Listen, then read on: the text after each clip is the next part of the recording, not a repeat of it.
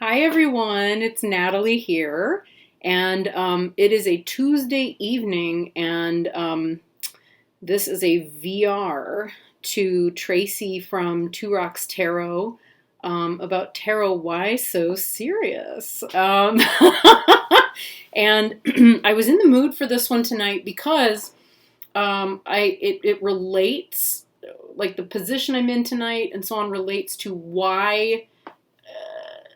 It was such a mess. I've just come home from work with my client all day. But it highlights the reason why I felt it was necessary to do this hashtag. Or really, or I guess it's really not a hashtag, it's a VR still. But yeah, so I spend most days either engaged in, at the moment anyway, engaged in really heavy stuff, working with this, what do we call it? It's not supplementary. It's and my brain has to transition from the day work to the evening work that I do. enrichment work that I do with kids. And it involves this heavy, like critical thinking and epistemology style course for kids that are between 10 and 12 that will ultimately help them think more critically about what it is that they're taking in, which is ultimately like a really positive thing. It's something that that I really want for society. Hang on one sec. I'm just gonna like get the glare down a little here. Yes, that's better. So, yeah, it just kind of basically what a lot of it does is just help them really vet the things that they take in, think about how they're thinking about them, how they're processing them, and be able to talk about them in a way that's more articulate. Very serious. Okay. Not a lot of space in this course, the way that it's run by a major East Coast university that's heavily research based and very well known.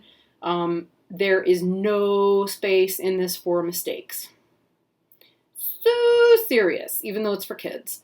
And we're reading kids' books, and the kids' books are not serious. And anyway, but it's a good thing for them to be learning, but it's serious. And then I do my, where is that noise coming? Oh no, I said serious and Siri thinks I'm talking to her. Sorry, Siri. Okay. Always be nice to the AI, by the way. You just never know. And then I go and have an altered reality day in my day job with my client who has Alzheimer's.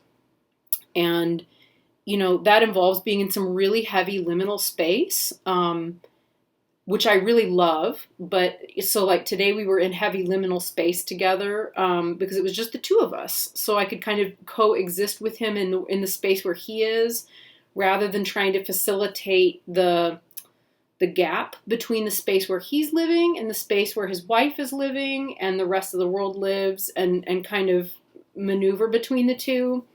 And it's really beautiful. If you've never practiced that with someone, obviously it's very hard to do with people that are your own family, but if you ever have an opportunity to practice that with somebody who isn't necessarily your family member, and you can offer them that space, it's really rewarding. It's beautiful, but I do need like an hour to kind of reground and get back in reality, like consensual reality again, because it's a lot. And he's processing World War II, which is really humbling, and really, there's no words. So when I come home after a day of that, or after a day, what the hard days are the ones where I'm trying to help him negotiate between his reality and consensual reality, or consensus reality, which is where most of us are living, and family or society or a doctor's appointment, or that's harder. But it's exhausting. So either I come home and I have a need to process that, and so then it's really helpful, like it was yesterday, to come home and pick up a deck like Your Path Through the Enchanted Forest, which has become such a wonderful, whoa, it wants to talk to me already. It already wants to give me a reading. Oh, and it smells so good. I love this deck. So either I want to come home and talk about it, and I feel like I can come and talk to my tarot decks because they understand what that space is, and we can have a chat. And they can give me little clues about how to reground myself, or we can talk about what happened in the, while we were all in the enchanted forest together for a little while. And that's fun. For me to come home and do that, it's really fun. I can talk to the deck. I tell it to tell me a story, and it tells me a fun story. And it's fun and it's playful, but then I get an insight into my day, or into the day I'm going to have the next day, or whatever. But it winds up being fun. And I should say too, I come from a theater tradition, and theater in America, of course, is like one of those things that's taken like so seriously. Like, this is life and death. You have to make it real, man. It's intense. We get, you get actors like Daniel Day-Lewis, who I admire, by the way, I really do. But, the man is willing to risk his sanity, his health, his physical well-being to enter into such a powerful liminal space that reality is lost. I mean, he had to quit a show. He can't do theater. He had a psychotic break once trying to do theater because it was so hard on him the way he works, right? Well, I couldn't function with that. I couldn't function as an actor with that kind of approach. And I was fortunate enough to be able to train in Britain with several theater creators and theater teachers who had learned from a school of theater in France known as the Jacques Lecoq School, or École Jacques Lecoq. And the way that you approach is with the seriousness and dedication of a small child at play. And that's the whole philosophy. So you throw yourself into the work wholeheartedly, knowing that you're playing make-believe. And it's that intention entering into it that allows for some profound, deep work to come to the surface, even as you're playing. And I used to really love, when I taught theater, I loved facilitating that for other people. And we would build this wonderful, trusting relationship that was really quite gentle. And yeah, it was gentle and spacious. They knew they could trust that I didn't want to control them, or I didn't need to control their experience of things. And we could play. And as we would play, some of the most extraordinary things would come to the surface for us to look at and examine and talk about, if they wanted to. And if they didn't, they always had space and the option never to say another word about it. And that was critically important, that they have that space. And in theater, it's traditionally not the case that you do. It's also traditionally not the case that there's any space in the Lecoq school for there to be any ability to talk about what came up. So some really big stuff sometimes comes up while you're playing. And instead of there being space to do that, it would just be like, oh, move on. Next thing. Sometimes that's helpful if you need to run a class and you're really that short of time.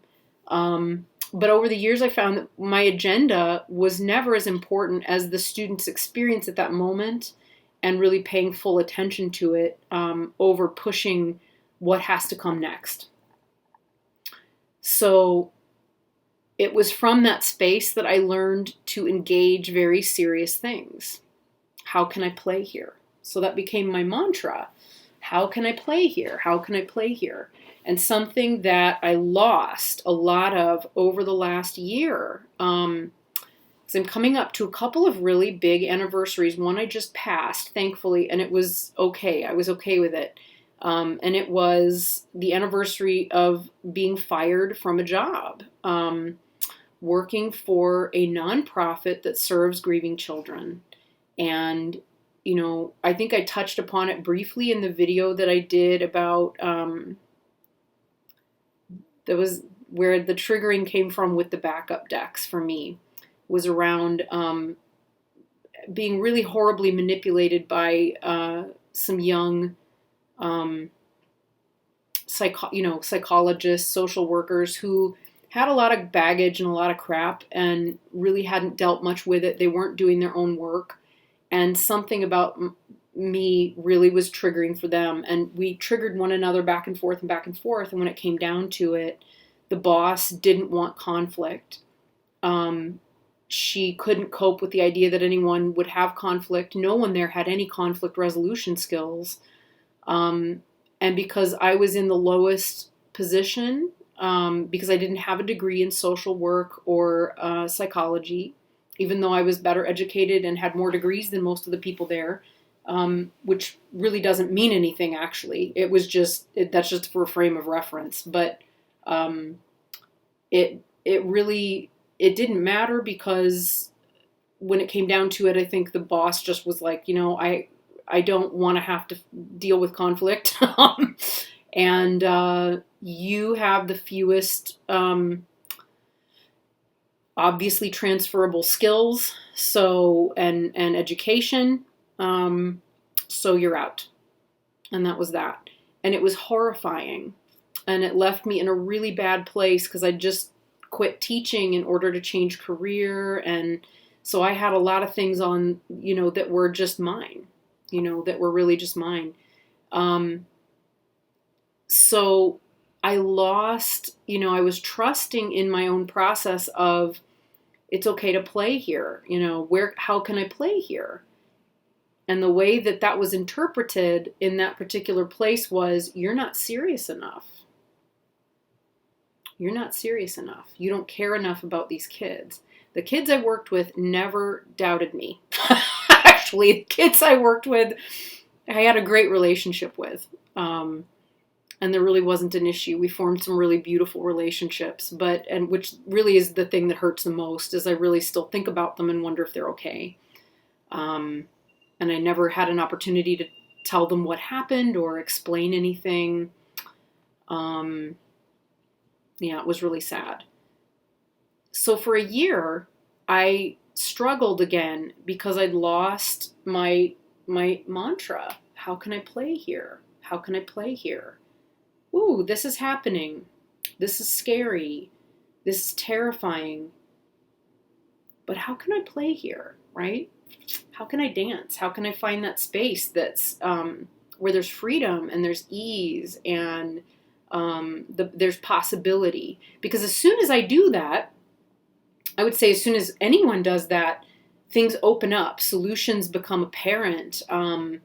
Your blood pressure goes down, you smile, nothing seems quite so serious and too much.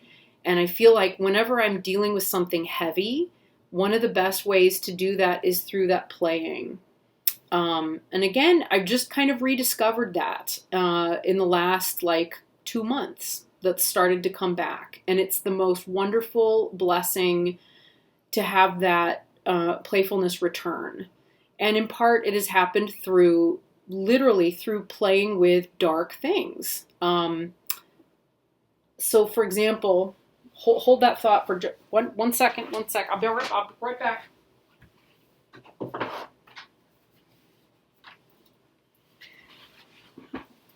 Here's some dark things I like to play with, right? They're kind of dark.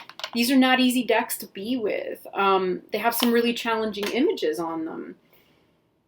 And something about being with skeletons and the ridiculousn's of, this skeletons that have pregnant bellies, right? Or, crotch bulges and boobs. I mean, that's utterly absurd. And it was wonderful to tap back into the ridiculousness of that. And so as I look at, playing with different decks and so on, if I can find the way to literally play. I mean, guys, these are games, right? These decks that we're playing with, because we are playing, right? ultimately. But they're toys. These are toys. They're props. They're things they're games. They're games. So we're playing these wonderful games with the spirit, with the universe. And that has become the aspect over the last couple of months that I love the most. It's where the desire to work with something like Madame Mendora's fortune cards comes from. I have to confess, I just ordered the Crone's Bones for divination because I really want to play with them. And I have to say, I've become very, very curious about and interested in working with forms of divination like geomancy and die casting and, bone casting, which I haven't tried yet, but you better believe I'm gonna. Things that are a little bit, they're not so super serious. Not to say that I don't take them seriously, but there's this sort of psychological, shadow, that we do, the kind of the intense, navel gazing that we do, right? That's a little bit constipated at times, right? And really to kind of to be able to laugh at that and to be able to find the funny in it, it's crucial. Like, I couldn't deal with dying people, and I wouldn't be able to deal with, with a man stumbling through liminal space with Alzheimer's if I couldn't laugh. Honestly, the two of us spend as much time laughing and giving each other shit and, playing as we do processing stuff or doing difficult things. And it builds, I will be gutted when this client's gone. Because the playing is so beautiful. It's such a beautiful gift. So that's where I come from with this. I mean, something, the tarot of the she, and I've got I keep them together. The moon oracle of the she, which is so beautiful. I think I unboxed it, but I haven't really spoken much about it yet. It's just amazing. And if I move it too much, it will try to read for me, like a lot of these decks. But tarot of the she has that wonderful, wonderful mix that I love so much of being incredibly sharp, direct, serious, and so playful. So tricky and playful and poetic and absurd, and it can also then equally become very indirect at moments. It will talk to you in riddles, but it will get you to the point using whatever tactic is necessary, and it will do it with just a little bit of playfulness. And through, when something can be playful, when something can have just the tiniest tinge of humor, you're safe. You're okay. I'm gonna little clarify that a little bit more, because I'm just immediately had a flash of think of all the times that people have been playful or humorous at your expense. No, that's happened a lot. A lot. Yeah. Okay, so the caveat would be, if you can find that little bit of playfulness in yourself, how about that? In your approach to whatever situation is going on, you're going to be okay. It doesn't have to be so heavy. It doesn't have to be so bad. It really doesn't. And I'm not going to tempt the she to give me a reading right now, because I don't want to fuck with them too much, and be disrespectful that way. Another playing part that I've gotten through all of this is working with the Lenormand, right? Just recently started that. I say recently, it's so new to me. I knew tarot before I came back to it about a year ago. We're at the year anniversary of when I returned to tarot after a very long break. And that break, as long as it was, one very beneficial thing it did for me, I don't take the tarot so seriously anymore. It has no ability to scare the shit out of me. It really I can really converse with it in a way that's very open and free and relaxed, as I do with a lot of things. I'm just looking at this Lenormand card at the corner of my eye, and I cannot help but to see a dog hiking its leg. I just can't. This card just has that. At any rate, part of why I love the Lenormand so much is, and have been enjoying working with it, is that one day I realized going out of the house, I'd thrown down some cards and realized while I was at work, the puzzle came together in my head. And I realized, oh, that's what that was. It was describing my client. The cards described my client with Alzheimer's, or the particular day that he was having. He's not always like this. With the clouds and the whip. Constant repetition of the same question or the same idea over and over and over again throughout the day. And it suddenly occurred to me, oh, that's what it is, you know? So I've really enjoyed playing with the Lenormand because it's like doing a crossword puzzle. When I come home every day, you know, I've got my cards sitting here, usually 2 pairs, and they're poker sized, and it kind of reminds me of poker, and we've got the playing card reference. I spend a lot of time playing poker with my client because he still knows how to play. I'm learning a lot about poker. Never played poker before, but you never know, I might. I'm finding I'm not too bad at it. Not good at a poker face, though. I got to work on that part. I got to work on the game part of the game. But yeah, coming home to Lenormand and realizing that I figured out what it was pointing to all day, for me is like playing a game of charades with spirit. It's harmless, it's fun, it tells you a little something about your day, a little something about the world, and I'm learning this new system this way. So, you know, my solution about why so serious would be, hey, just approach everything with a sense of ease and curiosity and ask, how can I play here? Even when you're doing the dark work. Because if you can do that, you'll get just enough distance from the situation to be able to approach it from a place of greater detachment. And it's sometimes that detachment that we need in order to be able to see the things that are really serious and hard to take. So, yay! It's also why I really like this one. I love this deck. It's so cute. What is this deck? This is the Trionfi della Luna. I mean, how can you take that seriously? I mean, there's some serious elements to it, but ultimately, no. You know, it's got its own thing going on. It's so much fun. And it's dark, but it's playfully dark. Right? Yeah. So there we go. All right, I've talked for quite enough time now. I'm procrastinated having to grade papers. I think I'm ready to handle it at this point and be a grown-up. And I will find a way to enjoy what I'm doing a little bit more. So take care, everybody. Lots and lots and lots of love and gratitude to you, and I will talk to you again soon. Bye. Okay, so real quick, I have a whole little Lenormand section here in my notebook.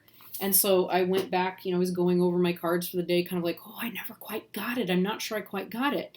And I was looking at these two with the woman first. So that'd be me and then the dog. And I thought, okay, yes, I have a dog. And so I went back to like, what are the actual meanings, right? And I have a list of Kelly Fitzgerald's Lenormand in a nutshell. And I also have a list of meanings for Lenormand that I got from Diane Jarecki, Indigo Moon Woman. If you were to email her, I'm sure she would pass those along. But I also use a website.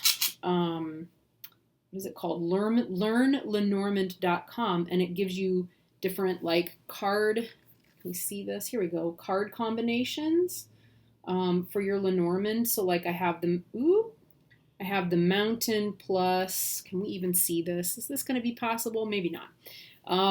Anyway, it'll give you your combination. So if I get stuck, I will go and look at that. But I'll also just go back to what are the meanings? Do I remember that correctly? So I was looking at it and I was thinking, okay, I might have interpreted, this one as a woman that's loyal. And when I went to look it up, basically what I came back to was maybe that this is a woman who's a loyal companion. And then realized, of course, yes. And my client just told me today, I don't know what I would do without you. And this was, and earlier in the day, I'd had to remind him that, because he jokes, he calls me his babysitter. And I said, I'm not your babysitter, I'm your companion. Duh. Like, come on, get with it. Anyway, yeah. And part of why he said he felt able to talk to me about stuff is he said, you're very loyal and I can trust you. So this might be a loyal companion, right? Then the other thing, okay, so then I have the mountain, which I love. I love the mountain in this deck. Again, really tough card in the Lenormand, but look how playful that is. So playful. And kind of the same shape as my eyebrows, which is kind of funny. Anyway, so I got this obstacle that came up and the stars, and I thought, okay, if I were just reading this intuitively without the book, right, or without anything else, I might have said that, we have an obstacle and don't worry about the obstacle because you have everything you need to overcome it. Okay, or that whoever is concerned has the ability to overcome the obstacle.